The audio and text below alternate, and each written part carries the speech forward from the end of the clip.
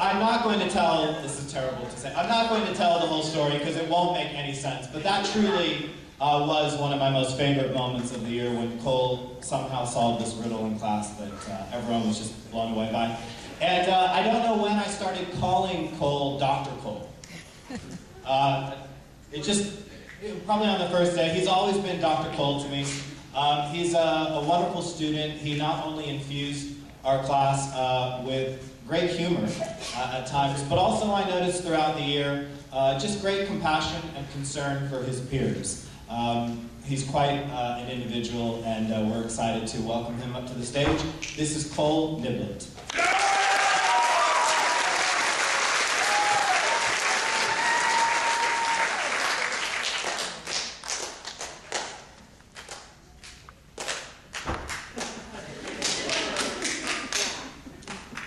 Cliche phrase that we hear time and time again, but education is a journey, a long 13-year journey. Much like that of historic settlers who once traveled across our country in covered wagons. There are a lot of differences, however, the biggest difference being that our journey has involved less deaths by snake bites. But let's not be hasty, because many of us still have 4 years left in our journey. So if a disproportionately large amount of us die of snake bites in college, then the statistics will change. But with the data we have right now, I would say that high school has a strong advantage over life in the Old West in terms of snake bites. But school is about more than protecting us from snakes. School is about learning to be self-reliant, practicing essential skills, and forming empathic bonds. The kind of bonds that can only be formed through the shared pursuit of the acquisition of knowledge, or as with my previous comparison, through burying your deceased loved ones on the Great Plain, turning your backs on them and walking away. Once again, I would say high school is gentler.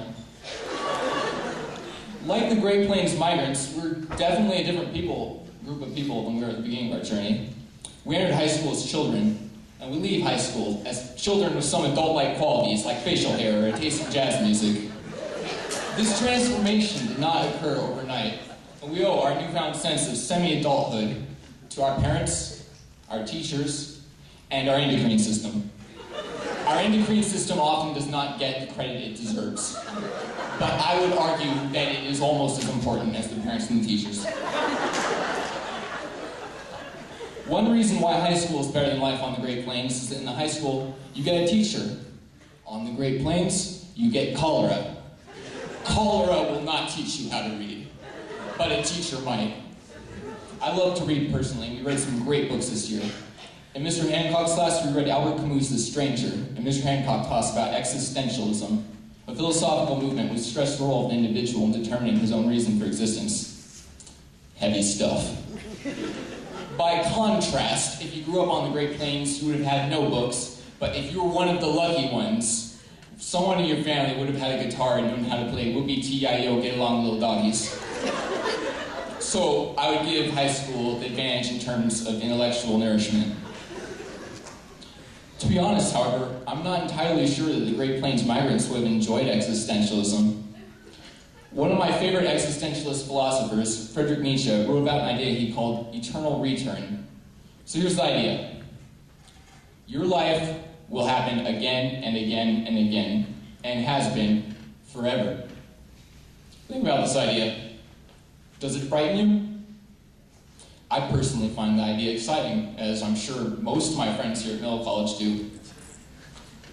To wish to relive your life again and again and again is the ultimate affirmation of life. And as 21st century Americans living in conditions that would have seemed heavenly to the Great Plains migrants, it is up to us to fully affirm life and help others to affirm it.